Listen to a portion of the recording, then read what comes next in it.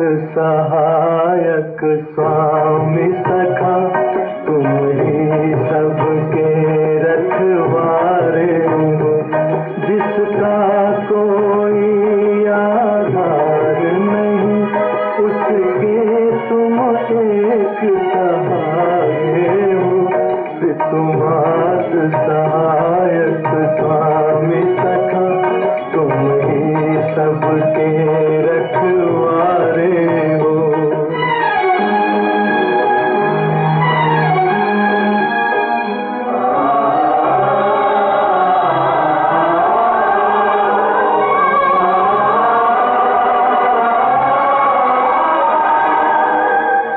तेरी लीला अपरंपार प्रभु, तेरी महिमा सबसे न्यारी है।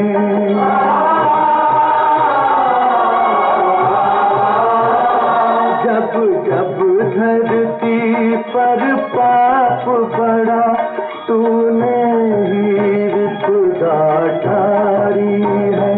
इस जीवन के अंधियारे में बस एक तुम ही उजियारे हो।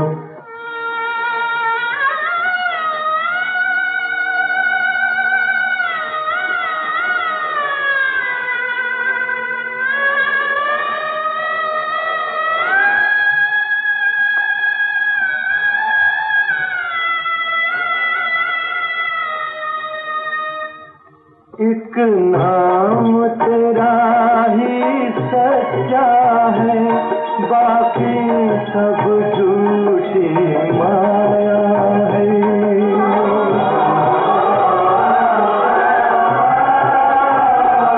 जो अपना सब कुछ छोड़ चला, उसने ही तुमको पाया है।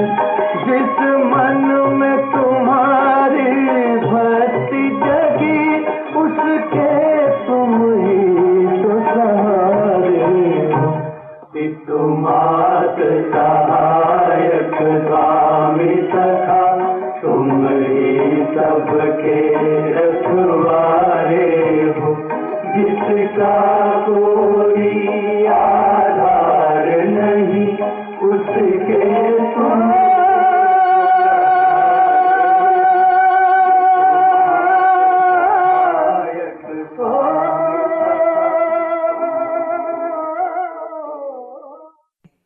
शांति 20/2/2025 प्रातः मुरली। ओम शांति। बाप दादा मधुबन। बाबा आज कह रहे हैं, मीठे बच्चे, अब विकारों का दान दो तो ग्रहण उतर जाए और ये तमो प्रधान दुनिया सतो प्रधान बने। मीठे बच्चे, अब विकारों का दान दो तो ग्रहण उतर जाए और ये तमो प्रधान दुनिया सतो प्रधान बने। प्रश्न: तुम बच्चों को किस बात से कभी भी तंग नहीं होनी चाहिए? उत्तर: तुम्हें अपने जीवन से कभी भी तंग नहीं होनी चाहिए, क्योंकि ये हीरे जैसा जन्म गाया हुआ है। इनकी संभाल भी करनी है। तंदुरुस्त होंगे तो नॉलेज सुनते रहेंगे। यहाँ जितने दिन जिएंगे कमाई होती रहेगी, हिसाब किताब चुकता होता रहेगा। गीत। ओम नमो शिवाय। ओम शांति। आज गुरुवार है। तुम बच्चे कहेंगे सत गुरुवार, क्योंकि सतयुग की स्थापना करने वाला भी है। सत्यनारायण की कथा भी सुनाते हैं प्रैक्टिकल में। नर से नारायण बनाते हैं। गाया भी जाता है सर्व का सद्गति दाता। फिर वृक्षपति भी है। ये मनुष्य सृष्टि का झाड़ है, जिसको कल्प वृक्ष कहते हैं। कल्प कल्प अर्थात 5000 वर्ष बाद फिर से हूबहू रिपीट होता है। झाड़ भी रिपीट होता है ना। फूल 6 मास निकलते, फिर माली लोग जड़ निकाल रख देते हैं, फिर लगाते हैं तो फूल निकल पड़ते हैं। अब ये तो बच्चे जानते हैं, बाप की जयंती भी आधा कल्प मनाते हैं, आधा कल्प भूल जाते हैं। भक्ति मार्ग में आधा कल्प याद करते हैं। बाबा कब आकर के गार्डन ऑफ फ्लावर स्थापन करेंगे? दशाएं तो बहुत होती है ना, बृहस्पति की दशा भी है, उतरती कला की भी दशाएं होती है। इस समय भारत पर राहु का ग्रहण बैठा हुआ है। चंद्रमा को भी जब ग्रहण लगता है तो पुकारते हैं, दे दान तो छूटे ग्रहण। अब बाप भी कहते हैं, ये 5 विकारों का दान दे दो तो छूटे ग्रहण। अभी सारी सृष्टि पर ग्रहण लगा हुआ है, 5 तत्वों पर भी ग्रहण लगा हुआ है, क्योंकि तमो प्रधान है। हर चीज नई फिर पुरानी जरूर होती है। नई को सतो प्रधान, पुरानी को तमो प्रधान कहते हैं। छोटे बच्चे को भी सतो प्रधान महात्मा से भी ऊंच गिना जाता है, क्योंकि उनमें 5 विकार नहीं रहते। भक्ति तो सन्यासी भी छोटेपन में करते हैं। जैसे राम तीर्थ श्री कृष्ण का पुजारी था, फिर जब सन्यास लिया तो पूजा खलास। सृष्टि पर पवित्रता भी चाहिए ना। भारत पहले सबसे पवित्र था, फिर जब देवताएं वाम मार्ग में जाते हैं तो फिर अर्थक्वेक आदि में सब स्वर्ग की सामग्री, सोने के महल आदि खलास हो जाते हैं। फिर नए सिर बनने शुरू होते हैं। डिस्ट्रक्शन जरूर होता है, उपद्रव होते हैं, रावण राज्य शुरू होता है। इस समय सब पतित है। सतयुग में देवताएं राज्य करते हैं। असुरों और देवताओं की युद्ध दिखाई है, परंतु देवताएं तो होते ही है सतयुग में, वहां लड़ाई हो कैसे सकती? संगम पर तो देवताएं होते नहीं। तुम्हारा नाम ही है पांडव। पांडवों कौरवों की भी लड़ाई होती नहीं। ये सब है गपोरे। कितना बड़ा झाड़ है, कितने अथाह पत्ते हैं, उनका हिसाब थोड़ी ही कोई निकाल सकते हैं। संगम पर तो देवताएं होते नहीं। बाप बैठ आत्माओं को समझाते हैं। आत्मा ही सुनकर कान हिलाती है।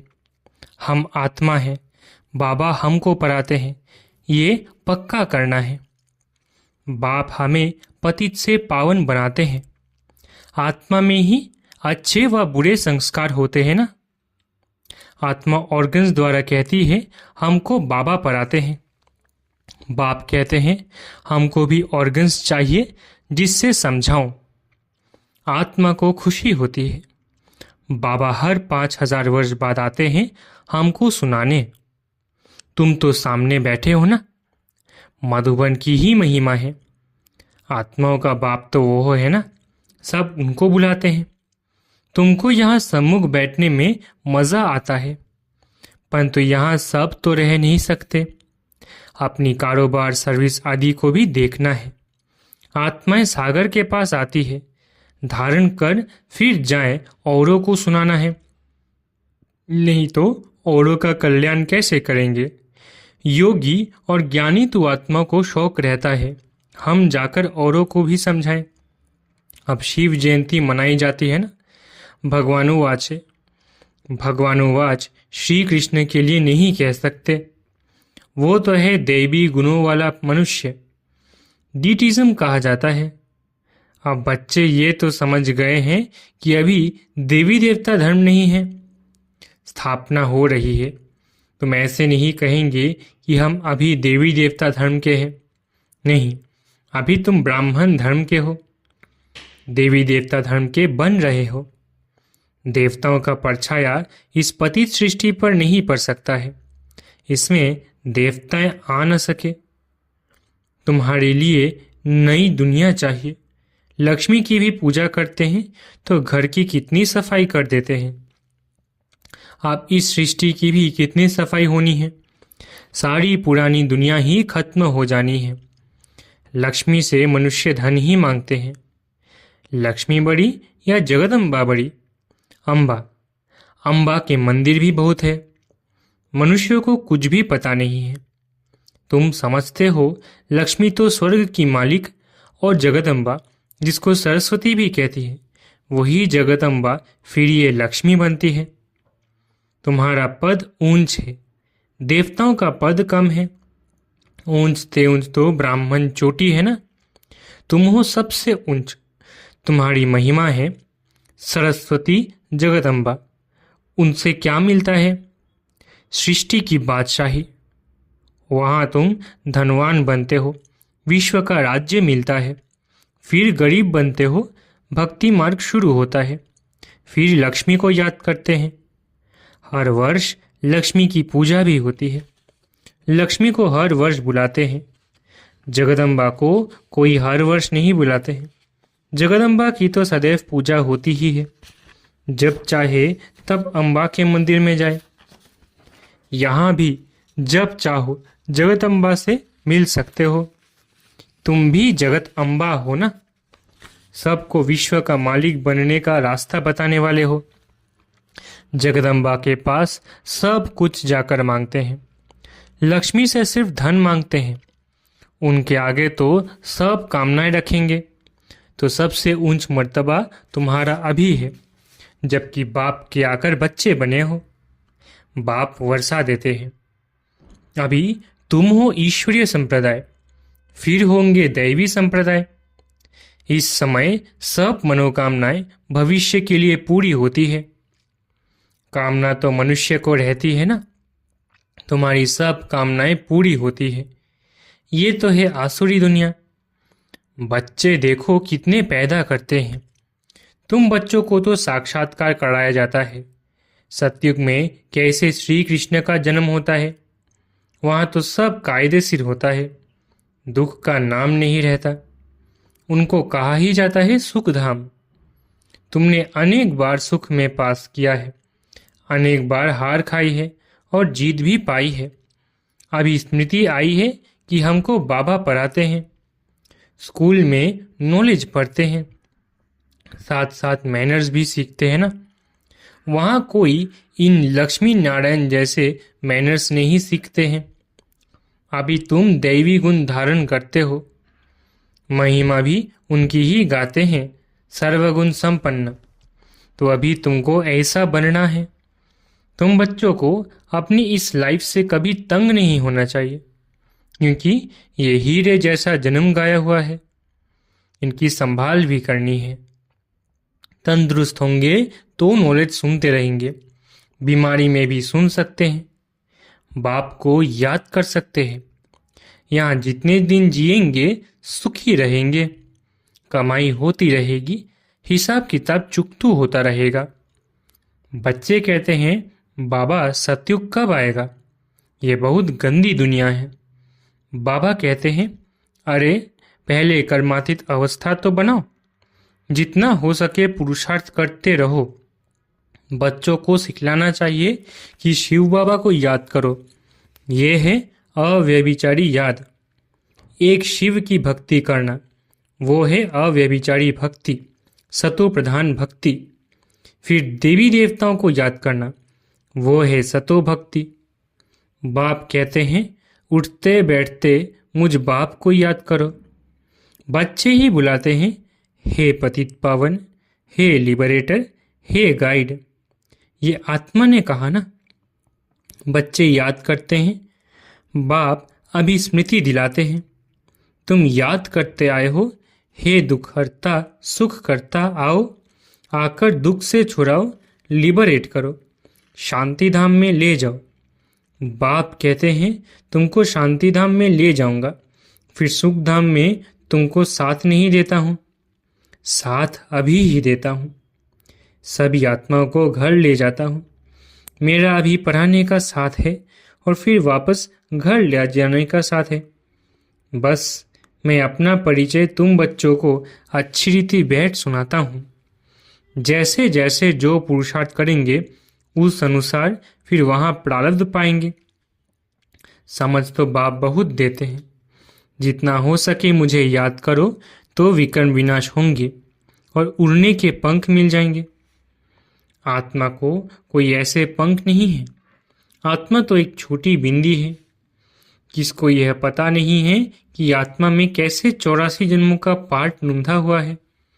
न आत्मा का किसको परिचय है, न परमात्मा का परिचय है। तब बाप कहते हैं मैं जो हूँ जैसा हूँ मुझे कोई भी जान नहीं सकता है। मेरे द्वारा ही मुझे और मेरी रचना को जान सकते हैं। मैं ही आकर तुम बच्चों को अपना परिचय देता हूँ। आत्मा क्या है वो भी समझाता हूँ। इनको सोल रियलाइजेशन कहा जाता है। आत्मा भ्रिकुटी के बीच में रहती है। कहते भी है भ्रिकुटी के बीच चमकता है अजब सितारा, परंतु आत्मा क्या चीज़ है ये बिल्कुल कोई नहीं जानते। जब कोई कहते हैं कि आत्मा का साक्षात्कार हो तो उन्हें समझाओ कि तुम तो कहते हो भ्रिकुटी के बीच स्टार है। स्टार को क्या देखेंगे? टीका भी स्टार का ही देते हैं। चंद्रमा में भी स्टार दिखाते हैं। वास्तव में आत्मा है स्टार। अभी बाप ने समझाया है तुम ज्ञान स्टार्स हो। बाकी वो सूर्य चांद सितारे तो मानवे को रोशनी देने वाले हैं। वह कोई देवता ही नहीं है। भक्ति मार्ग में सूर्य को भी पानी देते हैं। भक्ति मार्ग में ये बाबा भी सब करते थे। सूर्य देवताए नमः, चंद्र देवताए नमः कहकर पानी देते थे। ये सब है भक्ति मार्ग। इसने तो बहुत भक्ति की हुई है। नंबर 1 पूज्य तो फिर नंबर 1 पुजारी बने हैं। नंबर तो गिनेंगे ना। रुद्रमाला के भी नंबर तो है ना। भक्ति भी सबसे जास्ती इसने की है। अब बाप कहते हैं छोटे बड़े सब की वानप्रस्थ अवस्था है। अभी मैं सबको ले जाऊंगा, फिर यहाँ आएंगे ही नहीं। बाकी शास्त्रों में जो दिखाते हैं प्रलय हुई, जलमय होगी, फिर पीपल के पत्ते पर श्री कृष्ण आया। बाप समझाते हैं सागर की कोई बात नहीं, वहाँ तो गर्भ महल है जहाँ बच्चे बहुत सुख में रहते हैं। यहाँ गर्भ जेल कहा जाता है। पापों की भोगना गर्भ में मिलती है। फिर भी बाप कहते हैं मन मना भव, मुझे याद करो। प्रदर्शनी में कोई पूछते हैं सीरी में और कोई धर्म क्यों नहीं दिखाया? बोलो औरों के 84 जन्म तो है नहीं, सब धर्म झाड़ में दिखाए हैं। उससे तुम अपना हिसाब निकालो कि कितने जन्म लिए होंगे। हमको तो सीरी 84 जन्म की दिखानी है, बाकी सब चक्र में और झाड़ में दिखाए हैं। इनमें सब बातें समझाई है। नक्शा देखने से बुद्धि में आ जाता है लंदन कहाँ है, फलाना शहर कहाँ है। बाप कितना सहज कर समझाते हैं। सभी को यही बताओ कि 84 का चक्र ऐसे फिरता है। अभी तमो प्रधान से सतो प्रधान बनना है तो बेहद के बाप को याद करो तो तुम पावन बन जाएंगे, और फिर पावन दुनिया में चले जाएंगे। कोई तकलीफ की बात नहीं है। जितना समय मिले बाप को याद करो तो पक्की टेव पड़ जाएगी। बाप की याद में तुम दिल्ली तक पैदल जाओ तो भी थकावट नहीं होगी। सच्ची याद होगी तो देह का भान टूट जाएगा, फिर थकावट हो नहीं सकती। पिछाड़ी में आने वाले और ही याद में तीखे जाएंगे। अच्छा, मीठे मीठे सिकिलदे बच्चों प्रति माता पिता बाप दादा का याद प्यारा गुड मॉर्निंग। रूहानी बाप की रूहानी बच्चों को नमस्ते। हम रूहानी बच्चों की रूहानी माता पिता बाप दादा को याद प्यार गुड मॉर्निंग और नमस्ते। धारणा के लिए मुख्य सार। पहला, एक बाप की अव्यभिचारी याद में रहे देह भान को खत्म करना है। अपनी कर्मातीत अवस्था बनाने का पुरुषार्थ करना है। इस शरीर में रहते अविनाशी कमाई जमा करनी है। दूसरा, ज्ञानी तो आत्मा बन औरों की सर्विस करनी है। बाप से जो सुना है उसे धारण कर दूसरों को सुनाना है। 5 विकारों का दान दे राहु के ग्रहण से मुक्त होना है। वरदान, एक मत और एक रस अवस्था द्वारा धरणी को फलदायक बनाने वाले हिम्मतवान भव। एक मत और एक रस अवस्था द्वारा धरणी को फलदायक बनाने वाले हिम्मतवान भव। जब आप बच्चे हिम्मतवान बनकर संगठन में एक मत और एक रस अवस्था में रहते हो व एक ही कार्य में लग जाते हो तो स्वयं भी सदा प्रफुल्लित रहते और धरणी को भी फलदायक बनाते हो। जैसे आजकल साइंस द्वारा अभी अभी बीज डाला, अभी अभी फल मिला, ऐसे ही साइलेंस के बल से सहज और तीव्र गति से प्रत्यक्षता देखेंगे। जब स्वयं निर्विघ्न एक बाप की लगन में मगन, एक मत और एक रस रहेंगे, तो अन्य आत्माएं भी स्वतः सहयोगी बनेंगी और धरनी फलदायक हो जाएगी। स्लोगन: जो अभिमान को शान समझ लेते वो निर्माण नहीं रह सकते। स्लोगन: जो अभिमान को शान समझ लेते वो निर्माण नहीं रह सकते। अव्यक्त इशारे: एकांत प्रिय बनो, एकता और एकाग्रता को अपनाओ। एकांतवासी और रमणीकता, दोनों शब्दों में बहुत अंतर है, लेकिन संपूर्णता में दोनों की समानता रहे। जितना ही एकांतवासी उतना ही फिर साथ साथ रमणीकता भी हो। एकांत में रमणीकता गायब नहीं होनी चाहिए, दोनों समान और साथ साथ रहे। अभी अभी एकांतवासी, अभी अभी रमणीक। जितनी गंभीरता उतना ही मिलनसार भी हो। मिलनसार अर्थात सर्व के संस्कार और स्वभाव से मिलने वाले। अच्छा, ओम शांति। शुक्रिया बाबा।